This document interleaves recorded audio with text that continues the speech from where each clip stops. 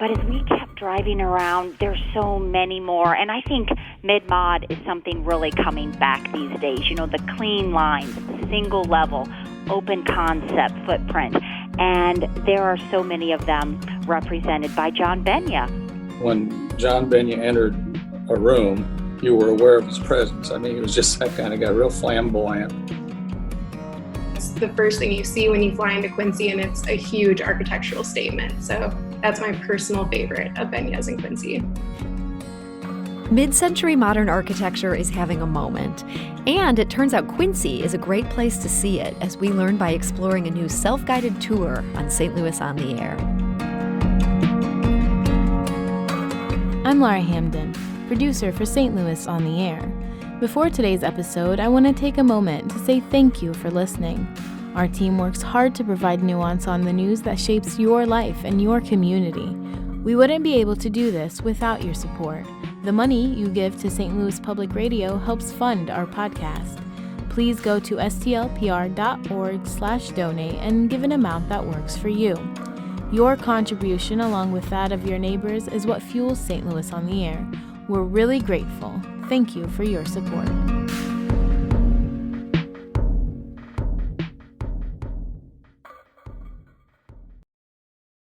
I'm Sarah Fensky. This is St. Louis on the Air. Quincy, Illinois offers a treasure trove of architecturally significant buildings, as local architect Tony Crane explains.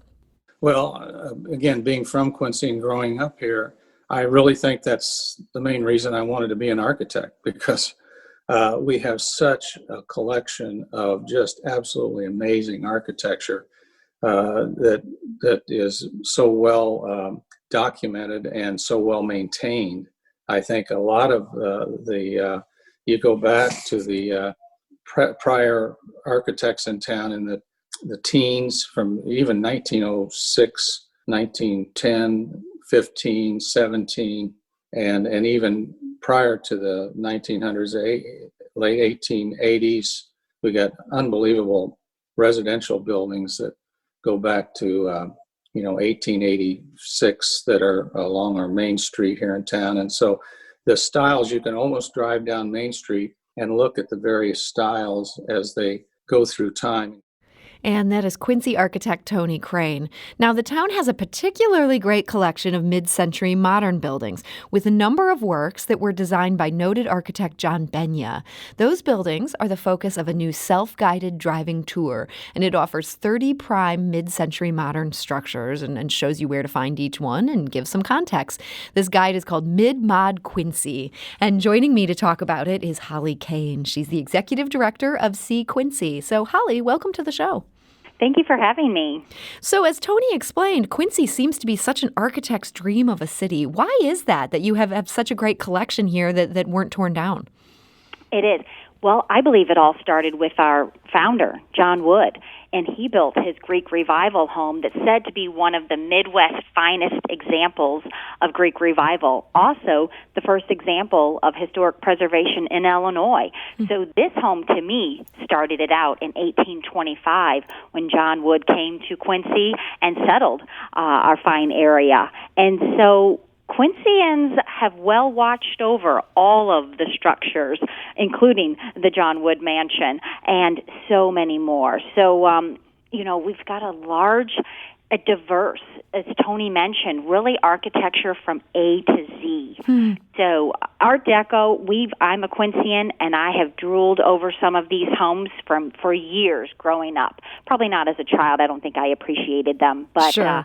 As you mentioned, 30 of them we're just showcasing, but there are well more than 30. So each neighborhood on this mid-mod one gives you a selection, but if you even just get out of the car and walk, you'll see so much more. So this mid-mod guide, that's what you're here today to talk about. What made you decide to focus on that in particular?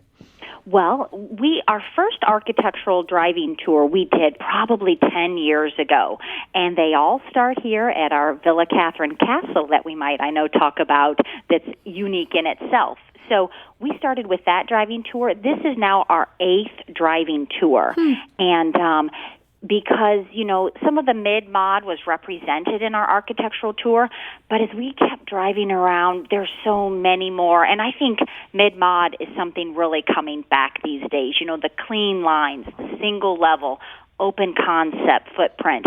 And there are so many of them represented by John Benya, who we are featuring today, a renowned Quincy architect. It's his 109th birthday, if he was still living.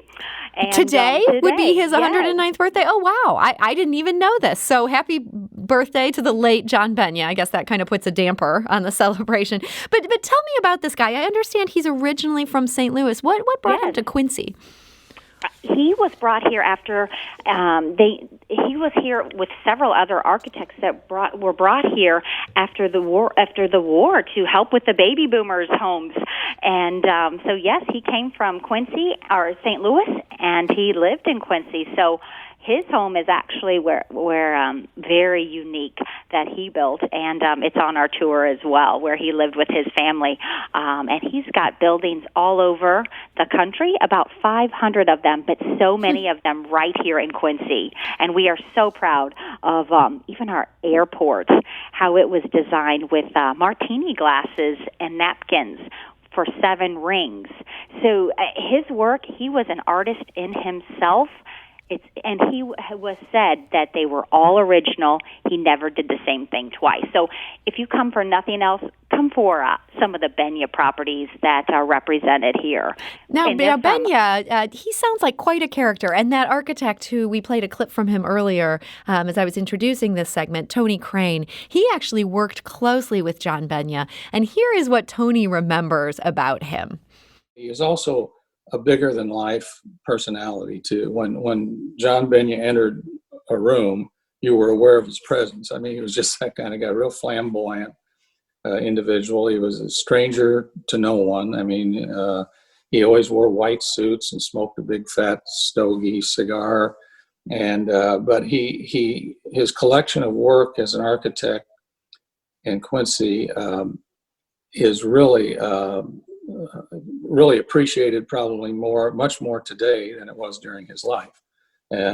He was a mid-modernist, obviously, and was a strong mid-modern designer with efficiencies of materials being important. And of course, there was no such thing as an energy crisis during his time. So there was, a lot of glass and a lot of flat roofs and glass and that type of, matter of fact, he came up with a very unique, that he used on all his buildings, a very, very unique modular grid system that was very efficient. And that is Quincy architect Tony Crane. Now, Holly, you had also mentioned the Quincy Regional Airport. This is something that John Benya designed. And this guide that you have to Mid-Mod Quincy, you had commissioned St. Louis-based artist Elsie Tuttle to do a piece for this guide. And here's what she told us about this airport. I have to say I'm a sucker for the Quincy Regional Airport. So when I was a kid, we would go there. There was actually a restaurant that you could go to inside the airport and watch all the planes landing and taking off. So we used to go with our grandparents and get sandwiches. And since living in St. Louis, I've actually flown into the airport in Quincy for quick trips a few times. So it's a great connection, and it's the first thing you see when you fly into Quincy, and it's a huge architectural statement. So that's my personal favorite of Benya's in Quincy. And that is artist Elsie Tuttle. She's a Quincy native. Now, Holly, this airport, you had mentioned these martini glasses, and I need to slow you down on this one because I honestly had never seen the Quincy airport until I started researching this segment. It is so unique looking. And this martini glass story, tell me the story of how it got the look that it has. Well, it was John Benya, and I had heard, Tony could correct me, that he was running a little behind on his drawings and renderings for the airport. And I think like the night before it was due, but he was having cocktails and turned the martini glass, upside down, and used the rings to demonstrate, or maybe they inspired him, for these 7 different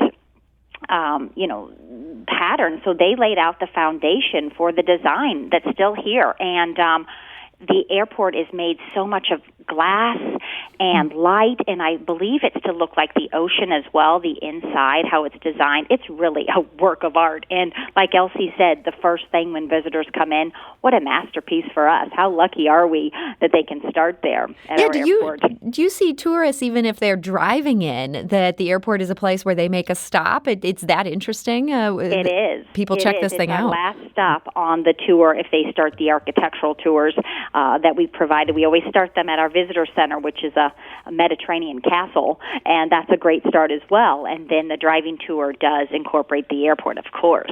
So I understand another important structure of Benya's is the St. Boniface Church. This is considered his finest work. Can you tell me a little bit about that? Oh, yes, of course. So that is in the heart of our downtown. It's right now sitting vacant, and we hope that it becomes also a shrine to Father Augustine Tolton, who is on his way to sainthood. He was ordained here in 1886, and he's the nation's first black priest. So we are sure hopeful that this beautiful church, built in 1962 with terrazzo floors and stone walls, and like you said, his masterpiece, we hope it becomes more than just a structure sitting empty on the corner of a very important corner in our downtown. Well, so this church is a big deal. I know the airport is a big deal. What's something you would point to as more of a hidden gem on this list, something that people might not know about but is worth giving a look? Well, I love the Kuna House. This was built for John Benya built this home for $35,000, and it is in a beautiful neighborhood. It's in the Country Club neighborhood, right in the center of town. This one has really been built with the outside living indoor. So built with a koi pond inside and an indoor garden and glass-supported walls, heated cork floors. It even has a greenhouse. So this is one of the gems that I've always admired, and the whole Country Club neighborhood is really worth parking your car and walking through. It's stunning, but that's going to be my favorite one is the Kuna House. So this is a driving tour, but there are parts where you could get out of your car, and there's enough that are close to each other? There are. So the Lincoln Hill Country Club, Ridgewood subdivisions, they're scattered with beautiful mid-mod century homes. And so those, yes, you can easily park your car and walk. And we've even got a new B&B in the heart of everything, too, that you can stay at the Gas Lamp Eatery. So we've got some new developments here that I think are great for architectural passionate people like ourselves that appreciate being right in the heart of it. So this Mid-Mod Quincy, this is a great guide. You have a commissioned art piece within this guide by Elsie Tuttle, who we heard from earlier. She's a Quincy native. She's an artist in St. Louis. What made you reach out to her to include her original piece in this guide? Well, her mother works for us here at Quincy, and so it was an easy ask. Lori Tuttle has been our PR and marketing and designer and advertising manager for 8 to 10 years, and we know the talents that her whole family brings, and we often tap into those. So it was an easy ask. I had seen an inspiration from a trip to South Beach on a card I wanted to replicate for Quincy, and we asked Elsie, and we got so much more in this beautiful watercolor pen and ink that she did, and even did the research on the Palmer handwriting that's incorporated in it. So, yes, we got much more than we asked for when we asked Elsie. So if people want to check out this guide and get started on setting up a Quincy trip of their own, where should they go to get more information?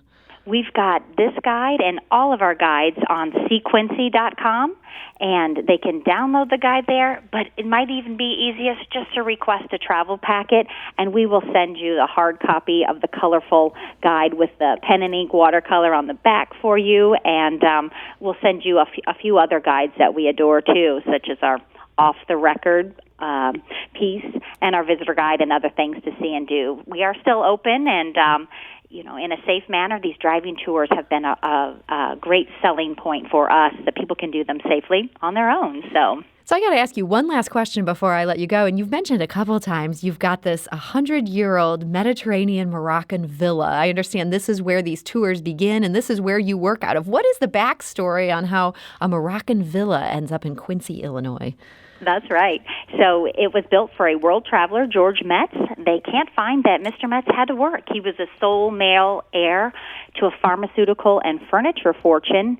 And Metz traveled on ships around the country or actually around the world, brought back his sketches, and had this built here. So it is a Moroccan, Spanish, Mediterranean villa built in 1900.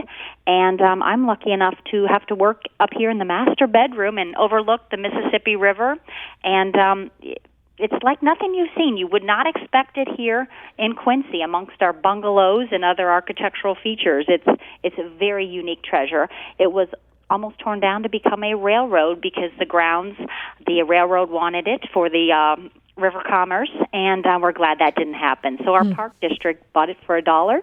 They maintain the expansive grounds, and we work inside and help keep it open. But it is our visitor center, so any visitor coming to Quincy can sure start here and gain a little bit of what we see each day with this Moroccan villa. That is so cool. Well, that's a great place to start any tour. And if you want to think about starting that tour, seequincy.com has all the information you need. So Holly Kane, Executive Director of See Quincy, thank you so much for joining us today. Thank you.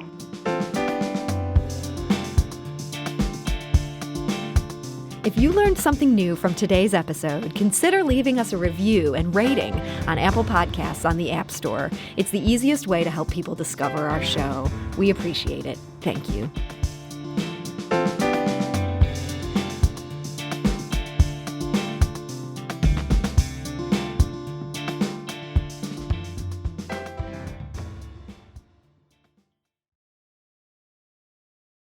Support comes from the Missouri Forest Products Association, saluting Earth Day on April 22nd with an ongoing commitment to help offset carbon emissions with sustainable harvesting of Missouri forests. Details at choosewood.com.